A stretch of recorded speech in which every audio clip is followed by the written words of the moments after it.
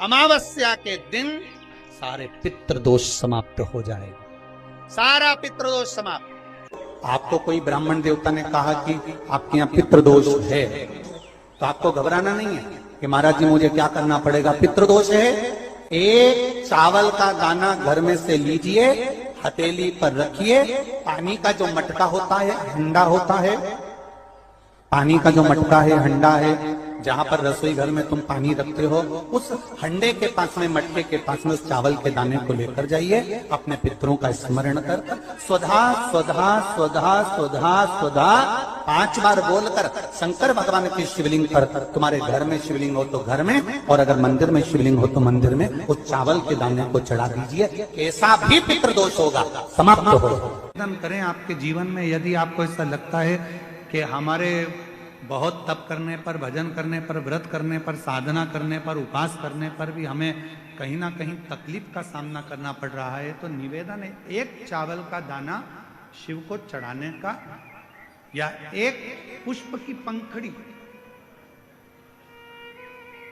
और बन सके आपकी जिंदगी में अगर आप बना सकते हो और कर सकते हो, तो मालूम पड़े अगर एक चावल का दाना नहीं चढ़ा सकते, जल नहीं चढ़ा सकते, तो एक शमी का पत्र भी अगर आप शिव को समर्पित कर रहे हो तो शिव उसको स्वीकार करो। जिनके यहाँ पितृदोष होता है, काल सर्प दोष होता है, वास्तु दोष होता है, उनको ज्यादा कुछ नहीं करना होना।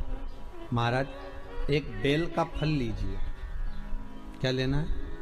बेल का फल, बेलपत्री का जो फल होता है उसको ले लो, उसके अंदर का जो गुर्दा होता है, अंदर का जो भाग होता है, उसको निकाल लीजिए, और उस बेल के फल में आटा सेक कर, उसमें शक्कर मिलाकर उसको उसके अंदर भर लीजिए। अमावस्या के दिन सुबह 10 बजे से पहले उस बेल फल में, जिसमें तुमने पंजेरी भरी है, आटा सेक कर भरा है शक्कर के साथ में, उसको अपने घर में घुमाने के बाद में, जिसको काल सर्प दोष बताया है, पितृदोष बताया है, या वास्तु दोष का स्मरण बताया है, घर में सब दूर घुमाकर अपने परिवार का हाथ का स्पर्श कराकर पीपल के पेड़ के नीचे खड्डा खोदकर उस बेलपत्र के उस फल को दाब दीजिए, उस फल को उसमें दबा दीजिए। महाराज केवल एक अमावस्या करना रहता है, पितरों के दोष से मुक्ति मिलती है और हमारे घर के कार्य सफल होना प्रारंभ हो जाते हैं। कार्य की सफलता होती है, कार्य में सफलता प्राप्त होने लगती है। शंकर के मंदिर में जाकर शिव जी को जल चढ़ाकर जब कोई चंदन की 3 लाइन भगवान शंकर के शिवलिंग पर खींचता है, शंकर उसका हाथ पकड़कर उसका भाग्य लिखना प्रारंभ कर देते हैं। शंकर के मंदिर में जाकर 1 लोटा जल चढ़ाना प्रारंभ करता है, 3 रेखाएं खींचना प्रारंभ करता है, चंदन लगाकर त्रिपुंड बनाना प्रारंभ करता है। बाबा उसके भी जीवन में सुख हाथ पकड़ कर देना प्रारंभ कर दे। यहां तक शिव पुराण कहती है, अगर चंदन नहीं है, अबीर नहीं है, गुलाल नहीं है, रोली नहीं है, कुछ भी तुम्हारे पास में नहीं है, शंकर जी को तुमने जल चढ़ाया, जल चढ़ाने के बाद अगर चंदन, रोली, हल्दी कुछ नहीं है, तो भी अपने हाथ की 3 उंगलियों से शंकर के शिवलिंग पर जब आप 3 रेखाएं दिल से, हृदय से, भाव से बनाते हो, तो भी शंकर भगवान हाथ पकड़कर तुम्हारे भाग्य की रेखा बनाना प्रारंभ, भाग्य की रेखा बनाना प्रारंभ कर दो। अब खींचो 3 लाइन। ब्रह्मा, विष्णु, महेश की 3 सलाखाएं जब शिव जी के शिवलिंग पर लगाई जाती है, यहां तक शिव पुराण कहती है, अगर हम शंकर भगवान के शिवलिंग को जल चढ़ाकर 3 रेखाएं भी ना खींच सकें, तो अपने हाथ की 3 उंगली का यदि स्पर्श मात्र भी शिवलिंग पर कर देते हैं, तो ब्रह्मा, विष्णु और महेश की करुणा हमारे ऊपर होना प्रारंभ हो जाती है। यहां तक शिव पुराण का। आपके जीवन में ऐसा लगने लगे कि हाँ बहुत कष्ट है, कर्जा भी बढ़ गया, तकलीफें भी बढ़ गई, बहुत दुख भी बढ़ रहा है, कहीं परिवार सही नहीं चल रहा है, तो प्रयास करते रहा करो। हफ्ते में 1 बार 1 चावल का दाना जल के पात्र में डाल लिया, 1 काली मिर्च जल के पात्र में डाल ली, और उस जल को ले गए, थोड़ा सा चंदन का छींटा डाल दिया, ले जाकर शिव जी को समर्पित कर दिया। शंकर को जल चढ़ाने के लिए 5 स्थान हैं जहां शिव को जल चढ़ाया जाता है और शंकर उस जल को स्वीकार करते हैं, जिसको पंचगंगा कहा गया। 5 स्थान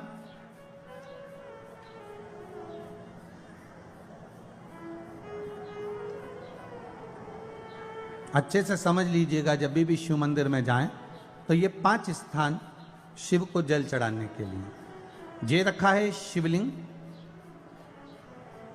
गोल जलाधारी, ये चरण जहां से पानी नीचे की ओर जाता है।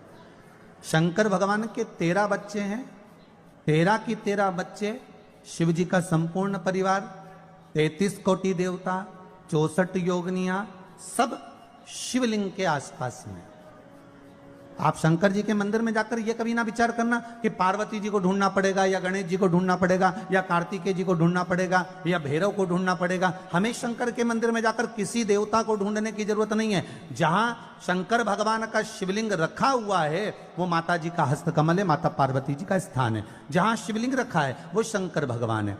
जहां जलाधारी है उस जलाधारी के पास में जहां पानी बहता है बीच में अशोक सुंदरी का स्थान है। जहां से पानी बह रहा है उसका राइट भाग वहां गणेश जी का स्थान है, लेफ्ट भाग कार्तिकेय जी का स्थान है। शंकर भगवान के ऊपर जो जल गिर रहा है वो शंकर भगवान की 5 लड़कियां जया, विषहरा, शामली बारी, दौतली, देव, ये शंकर जी की 5 बेटियां ऊपर हैं। जहां से पानी बहकर उस निकासी से, जहां नाली बनी रहती है, पानी जहां से निकलकर बाहर मंदिर के जा रहा है वो 33 कोटि देवताओं का स्थान है। इसलिए सारे मंदिरों की परिक्रमा हो सकती है पर शंकर जी के मंदिर की परिक्रमा नहीं करते, क्योंकि वो जल जो जा रहा है वो 33 कोटि देवताओं का स्थान है, उसको हम लांग नहीं सकते। वो स्थान जल चढ़ाते समय आप इसका स्मरण रखें।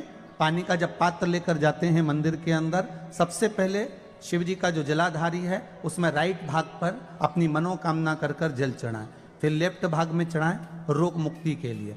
अशोक सुंदरी की जगह पर चढ़ाएं, ये तीसरा स्थान। चौथा स्थान माता पार्वती जी का जो कटी भाग है जहां पर शिवलिंग रखा हुआ है उस भाग पर जल चढ़ाएं, चौथा भाग। 5वां भाग शंकर जी के ऊपर चढ़ाएं। ये 5 जगह पर जल क्रम वाइज चढ़ाएं। आप लोग जाते हो डायरेक्ट जाकर शंकर जी पे जल उंडेल करा जाते हो, सीधे गए और शिव जी पे जाकर आपने जल चढ़ा दिया।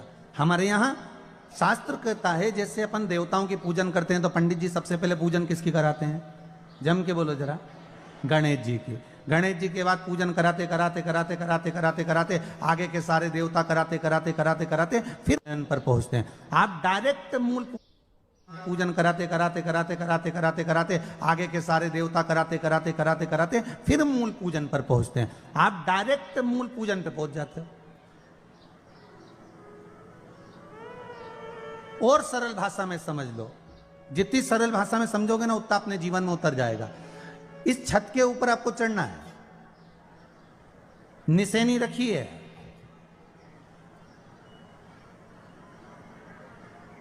पाए लगे हुए हैं, आप कैसे चढ़ोगे? एक एक पाए पर पांव रखकर चढ़ोगे कि डायरेक्ट पहला पे रखोगे आखिरी पर? जम के बोलिए जरा, एक एक पाए पर पांव रखोगे ना कि धीरे धीरे हमको चढ़ना है। उसी तरह शिव मंदिर में पहुंचने के बाद पहला गणेश स्थान, कार्तिकेय स्थान, अशोक सुंदरी का स्थान। अशोक सुंदरी के स्थान पर जल क्यों चढ़ाया जाता है? क्योंकि भगवान शंकर की सबसे छोटी लड़की जो है वो अशोक सुंदरी है, और ये जो छोटी लड़की है अशोक सुंदरी, ये नारी को अखंड सौभाग्यता का वर प्रदान करती है। कौन सी नारी को? किस नारी को अखंड सौभाग्यता देती है? तो महाराज शास्त्र कहता है जिस नारी के भाग्य में लिखा होता है कि इसको वैधव्य होना है, इसके पति को समाप्त होना है, अगर वो नारी अशोक सुंदरी वाली जगह पर जल चढ़ा देती है तो पति पर अगर काल भी मंडरा रहा होता है तो मां अशोक सुंदरी महाकाल से कहकर काल को टाल देती है। वो अशोक सुंदरी का स्थान, वो माता अशोक सुंदरी का स्थान।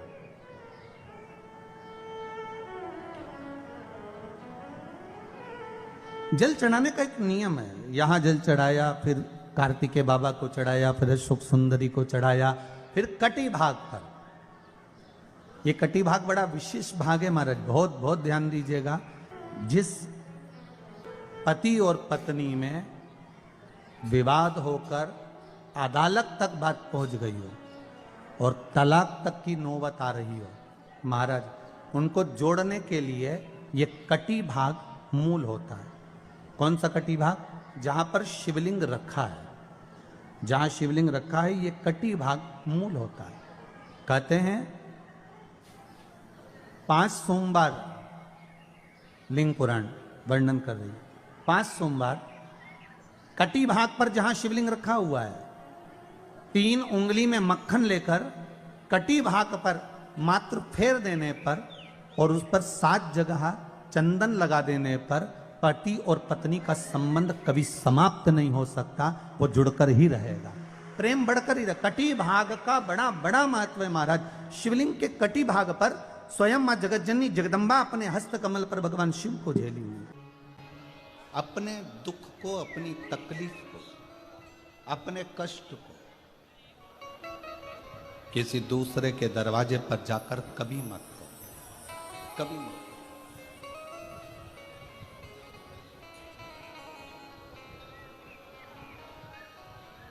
अपने दुख को, अपनी तकलीफ को शिव जी के मंदिर में जब 1 लोटा जल चढ़ाने के लिए जाओ, जब शिवालय में 1 लोटा जल लेकर जाओ, जल चढ़ाते समय पंचाक्षर षडाक्षर मंत्र का जाप, श्री शिवाय नमस्तुभ्यम का जाप करो। और जब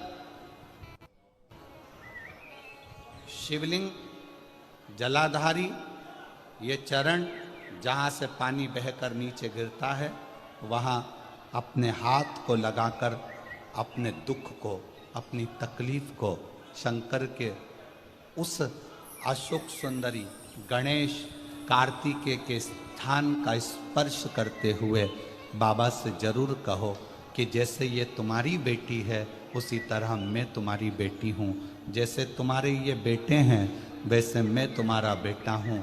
इनके दुख को आपने मिटाया था, मुझे भी अपनी बेटी मानकर मेरे दुख को मिटा दीजिए, मेरे दुख को समाप्त कर। किसी से मत कहो पर शिव से कहो, शंकर से।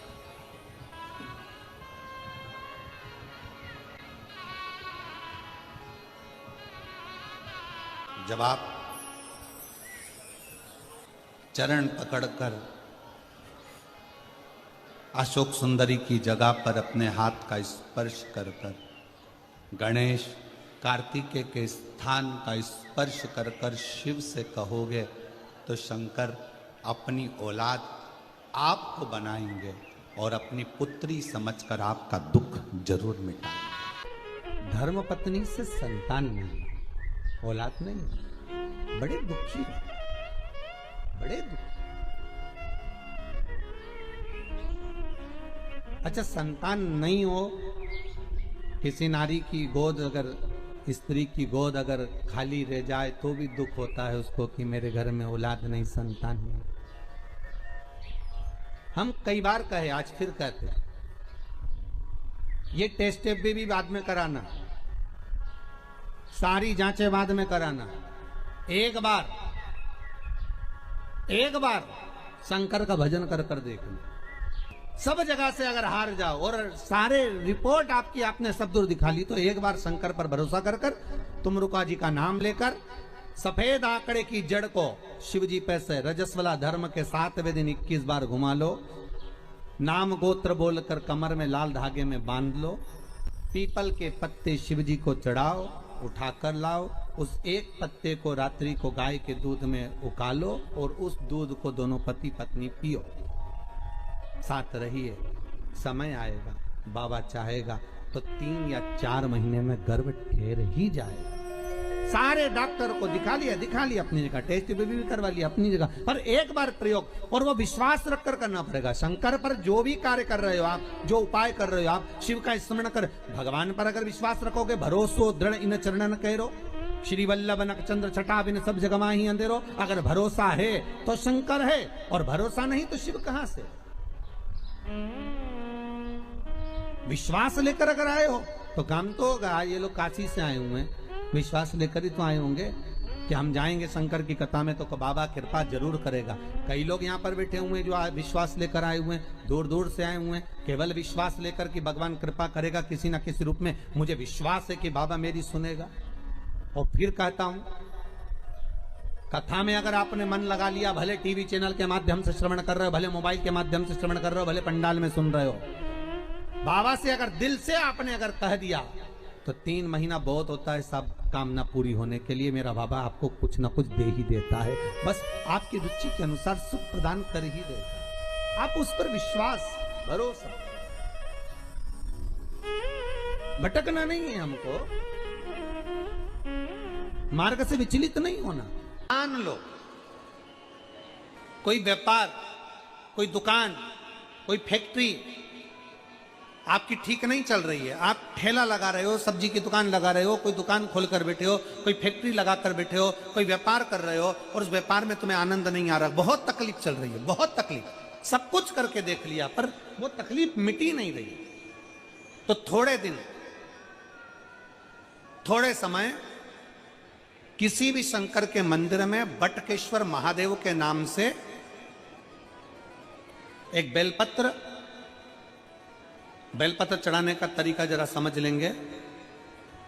आप अगर जिस दिशा में खड़े हो, अगर आप शंकर के शिवलिंग के इधर हो तो बेलपत्री का डंडी का मुख आपकी ओर होना चाहिए।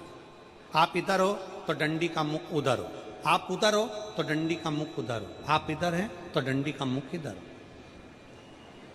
बटकेश्वर महादेव के नाम से शंकर जी के मंदिर में एक बेलपत्री पर डंडी का मुख अपनी ओर होना चाहिए। जो डंडी है इसका मुख अपनी ओर। बटकेश्वर महादेव के नाम से एक बेलपत्र शंकर भगवान को समर्पित करो बटकेश्वर महादेव के नाम से। और बेलपत्र चढ़ाने के बाद में जो तुम्हारे कलश में जो जल है, लोटे में जो जल है, वो 7 बार, लोटे का जल 7 बार, 7 बार से मतलब है अलग से लोटा भरना नहीं है, 7 बार उसी लोटे का जल जब बेलपत्र डंडी समय समर्पित कर दें, 7 बार उस लोटे के जल को 7 बार बटकेश्वर महादेव का नाम लेकर अपनी मन की कामना कर कर बाबा से विनती करते हुए कि बाबा मेरी ये छोटी सी अर्ज स्वीकार करते, 7 बार उस जल को चढ़ाओ। लगातार कम से कम आप 15 से 20 दिन तक लगातार बटकेश्वर महादेव के नाम से चढ़ाओगे। ऐसी कोई दुकान और फैक्ट्री नहीं तो चले नहीं और आगे बढ़े नहीं और काम सुलझे। बटकेश्वर महादेव, भगवान शंकर का ये नाम, भगवान शिव का ये स्तुति, भगवान शंकर का ये नाम बटकेश्वर महादेव। स्वयं भगवान शंकर ब्रह्मा जी का जब सिर कटकर बड़का पेड़ बन जाता है और उस पेड़ के नीचे, वृक्ष के नीचे शंकर भगवान विराजमान हो जाते हैं, शिव जी उसके नीचे विराजमान हो जाते हैं, उसी का नाम बटकेश्वर महादेव पड़ा। बटकेश्वर महापुराण की कथा कहती है, भगवान शंकर का चरित्र कथा है कि जिस बच्चे को, जिस मनुष्य को, जिस स्त्री को, जिस कन्या को, जिस बेटे को, बेटी को, बुजुर्ग को, महिला को, पशु को, पक्षी को, जानवर को, जलचर को, थलचर को, किसी को भी अगर शंकर जी की पूजन करना नहीं आए, आड़ी टेढ़ी भी कर देगा तो भी शंकर भगवान उसको स्वीकार कर लेंगे और शंकर उसको वर प्रदान कर देंगे। शिव उसकी पूजन को स्वीकार कर लेते, शंकर भगवान उसकी पूजन को स्वीकार कर।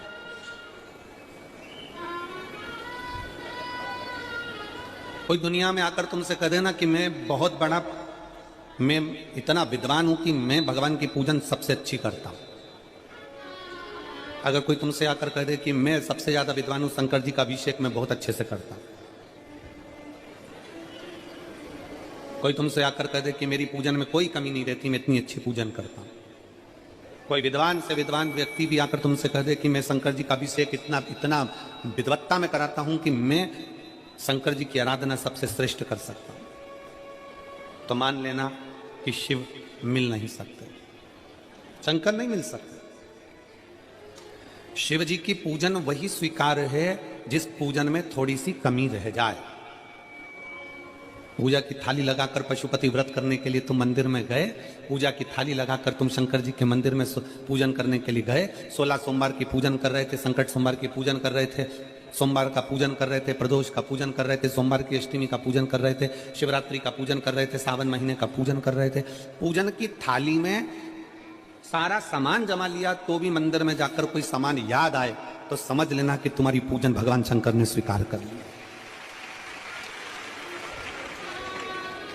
और मुझे विश्वास है मेरी जीजियों पर, मुझे विश्वास है मेरी बेटियों पर, मुझे विश्वास है मेरे बेटाओं पर और मेरे जीजाओं पर।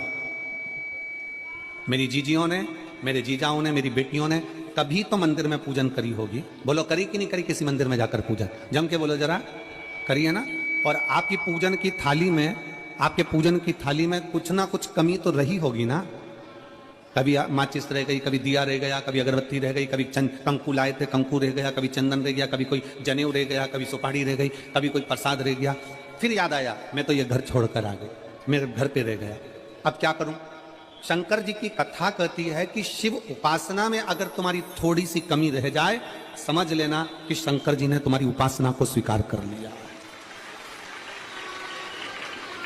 और यह केवल तुमसे ही मतलब नहीं है,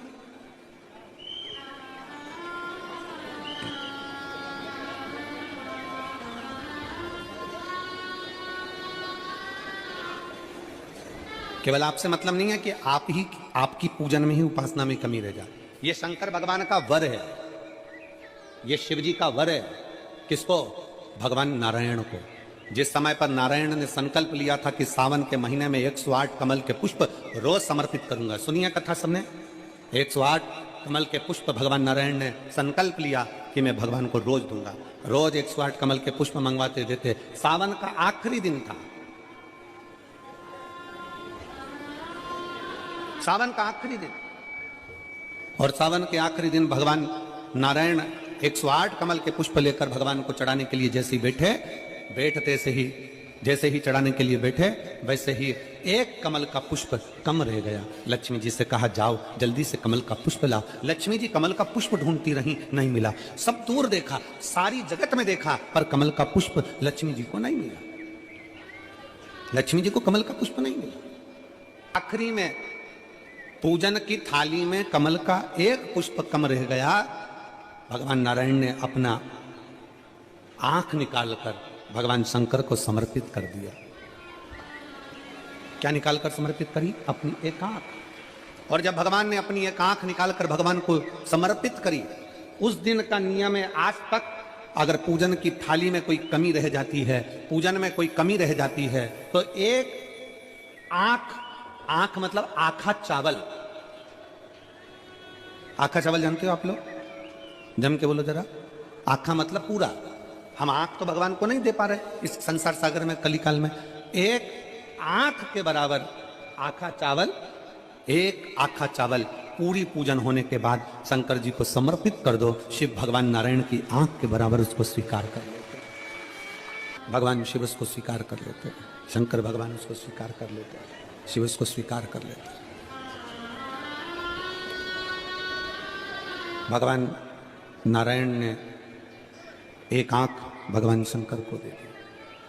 शंकर भगवान ने अपना सुदर्शन चक्र भगवान विष्णु को दे दिया। भगवान शंकर त्रिनेत्रधारी हो गए और भगवान नारायण सुदर्शन चक्रधारी हो गए।